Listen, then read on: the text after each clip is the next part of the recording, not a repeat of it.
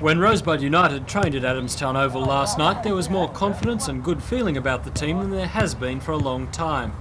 Club officials were still talking about last weekend's draw with Sydney Olympic and saying it was the best game of soccer played in Newcastle for years. After 4 rounds of the NSL competition, the side has played arguably the best teams in the Northern Division and has come up with an impressive 3 draws and 1 loss. We've played probably the best 3 teams in the competition, and to get 3 draws, I mean, we've only lost 1 game at the moment, so I think towards the end of the season it will even itself out. Now as we're getting the easier draw on paper, hopefully we can keep the same type of performance. We'll maybe get a few wins. Tomorrow they play Sydney City in Sydney in the second round of the Knockout Cup competition. If the side can turn confidence into points, then they should come home victorious. I think amongst the lads here, I think we feel we can beat them. We're playing them down at Wai and really we should have come off winners there.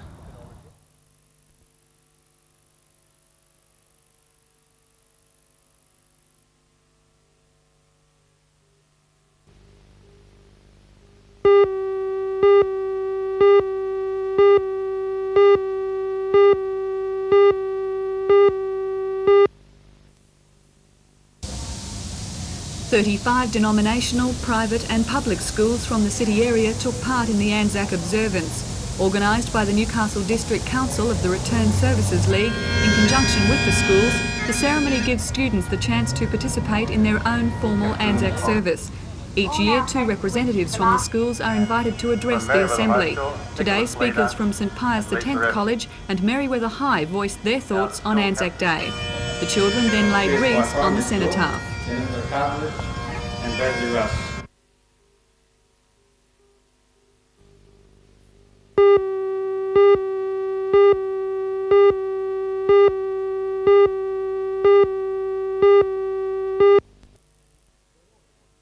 Base.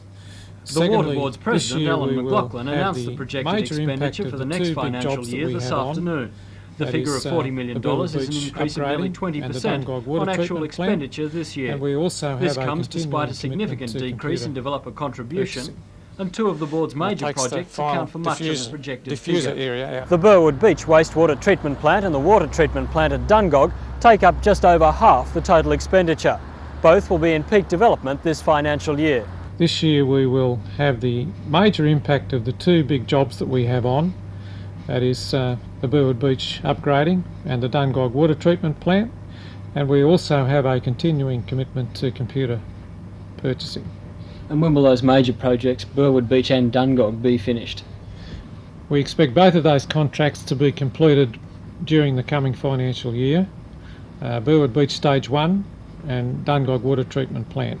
The board has allocated $8.4 million for water supply programs, including the extension and replacement of water mains, work on reservoirs and tanks, and an investigation of possible enlargement of the Grahamstown storage area.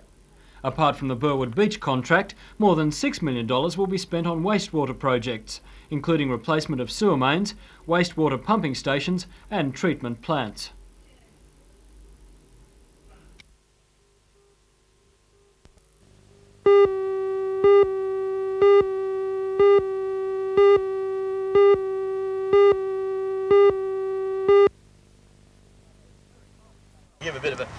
When Terry Mulville failed to swim the 400 metres in 8 minutes earlier this year, the Surf Lifesaving Association withdrew his rescue crewman certificate and told him he was not to fly operationally anymore.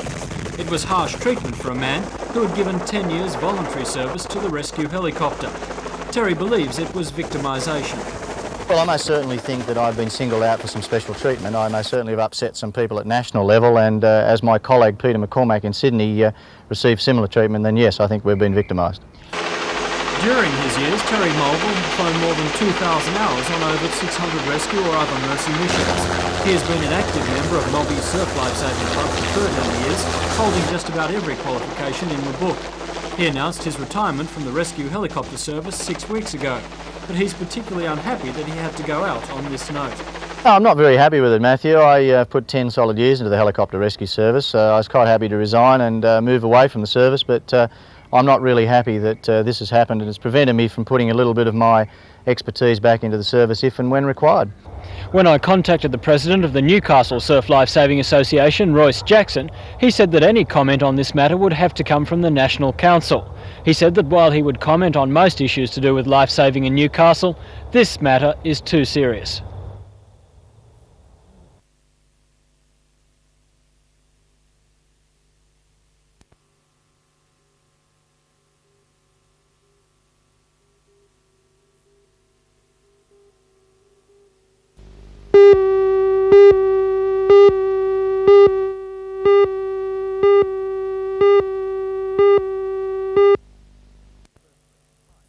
The position is the first of its type and highlights the importance placed by the Health Department and the University of Newcastle in preventing and treating cancer.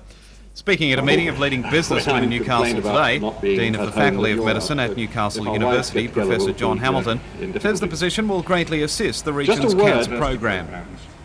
10 days ago, the University Council approved formally a chair to be established for surgical oncology. That is, for a professor of surgery specialising in the treatment of cancer. That professor would be based at the Mater Hospital, would have a major leadership role in developing the oncology program there and hopefully for the rest of the region. And that funding has come partly from the university, partly from the bequest of the late Mrs. Wanzi. Funding will also be provided for a research fellow who'll assist the specialist. Meantime, Professor Hamilton says the continuing rationalisation of health services in the Hunter, including oncological services, will increase the region's independence and strengthen commitment as a regional health centre. We're very pleased with that. There's a lot of progress in terms of rationalising health services in the region, and the oncology program is one of those. Now, it's not just treatment of cancer. There's promise from the New South Wales Cancer Council of continuing cooperation, and we hope, they still have to agree, we hope that they would help us to build up a health education program. They've already been extremely helpful in providing funds for assisting in this chair of surgical oncology too. We will look forward to developing a strong research program, and some of that will be to do with identifying those things that can be altered in people's life or diet to prevent them getting cancer.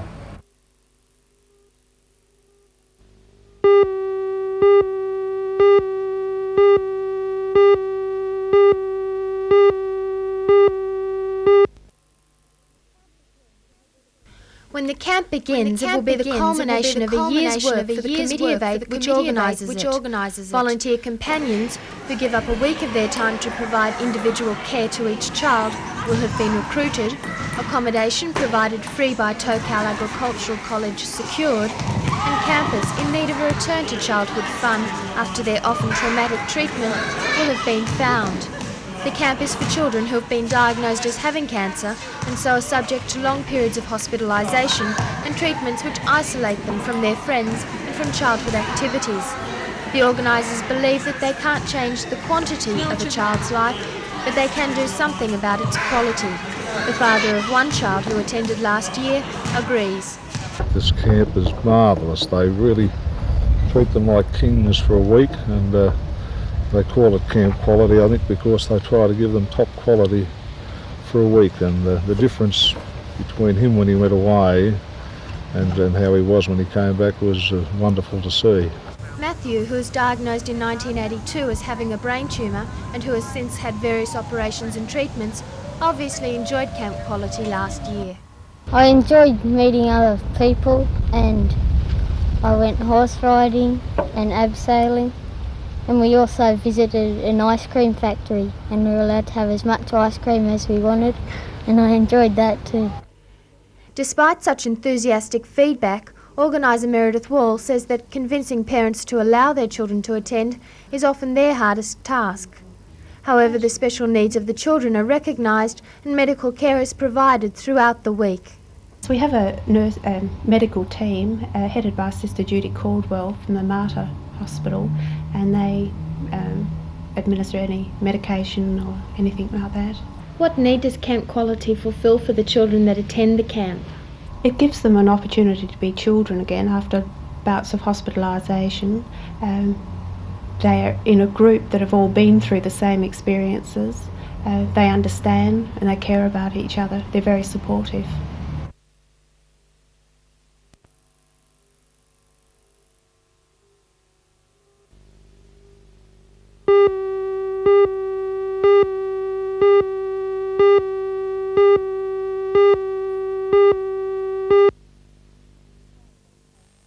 Witnesses say they saw 3 teenage boys running towards the shed about 15 minutes before the fire was reported. Firemen from 4 stations attended the blaze and Alex Street was closed for more than an hour until the fire was put out. The owner of the shed, Rod McIntosh, says that the building with its contents of second-hand electrical goods was worth about $35,000. Police say the rain couldn't have come at a better time because if the grass had been dry, the fire may have spread to a nearby gas tank at the Belmont TAFE College.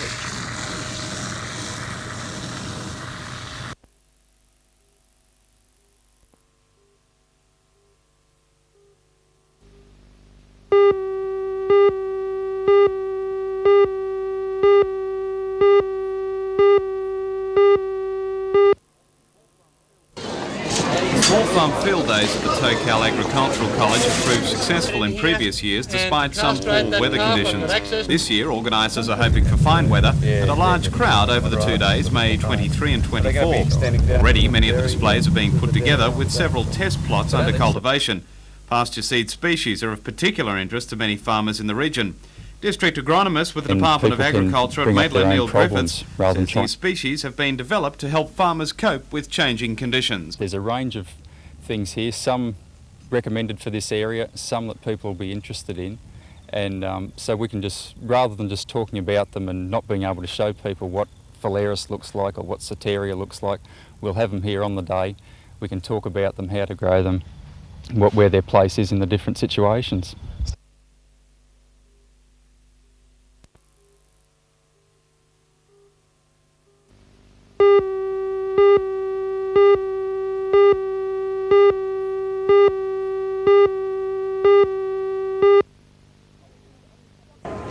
Patrons on the Stockton to Newcastle ferry run had their first official trip on the new ferry, the Shortland, today for free.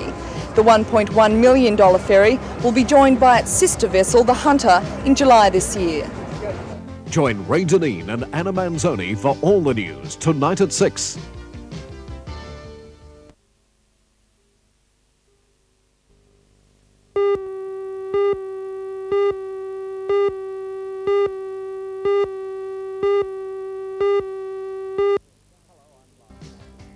Hello, I'm Mark Warren. Several thousand people have flocked to Broadmeadow Racecourse today for the second day in the Newmarket Carnival. The feature event today was the $50,000 Newmarket Handicap. Join Ray Deneen and Anna Manzoni for all the news tonight at 6.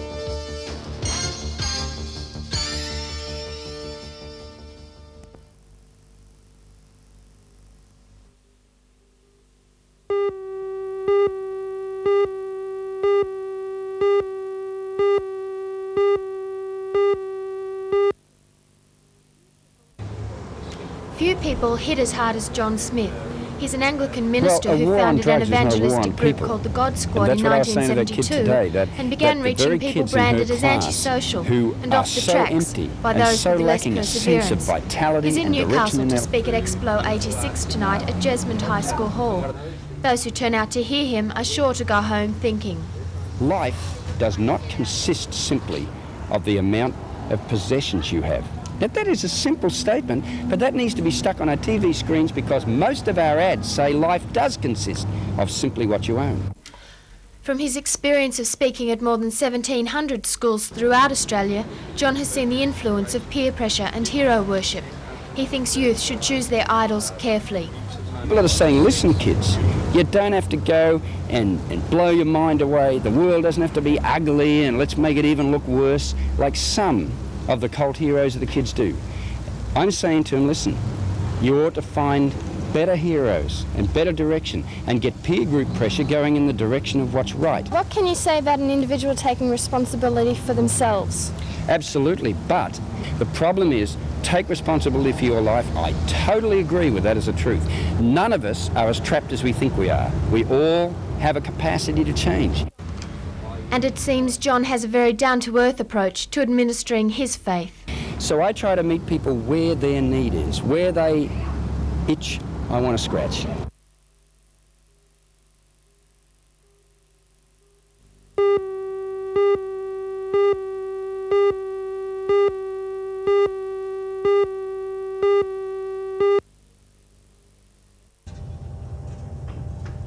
More than 20 of the best weightlifters from all country areas in Australia were at the West Leagues Club today for the championships.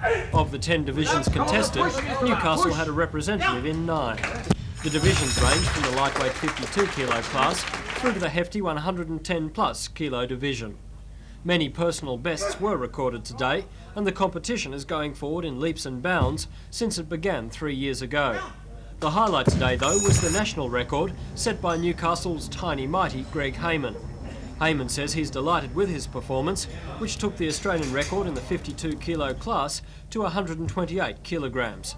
His goal now is to break the Commonwealth record, which stands at 4.5 kilos more. Down.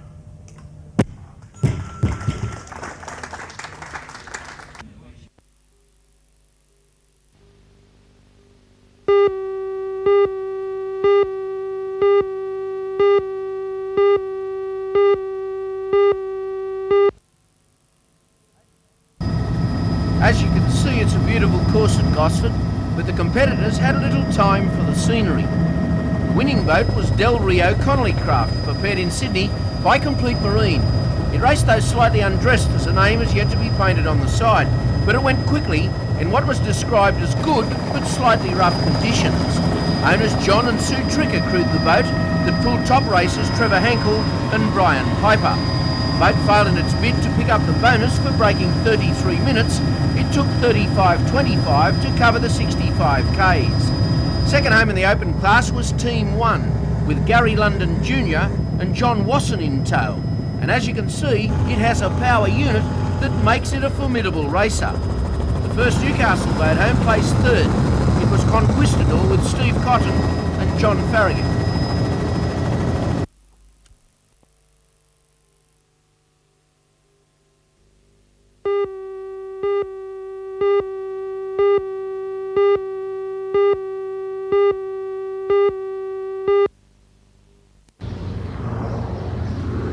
The site for the $4 million complex is on the corner of Lehman and Auckland Street, adjacent to the existing conservatorium premises.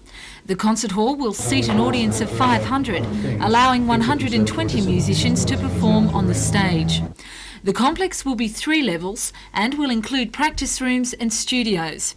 As well as filling the need for a concert hall, the new development will contribute to the city's architectural landmarks, as Principal Michael Dudman explains. Well, it won't be enormous, but I think it'll be quite distinctive, and people will certainly come to recognise it and to point it out.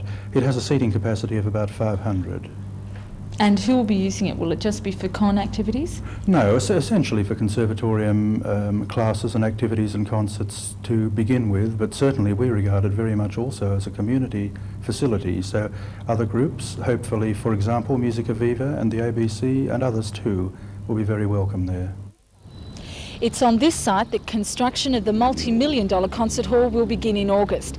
It's hoped that the doors will be opened at the beginning of 1988, a bicentennial project which will become a landmark in Newcastle.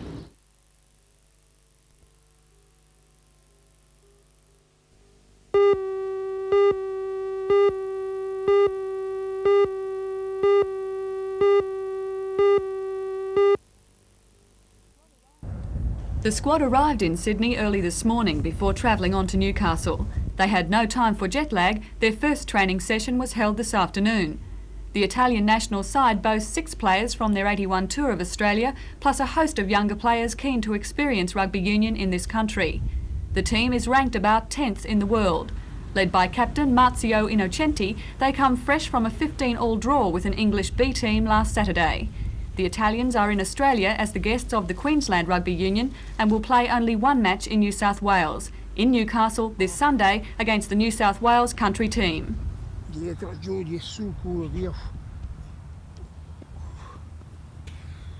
Carajo.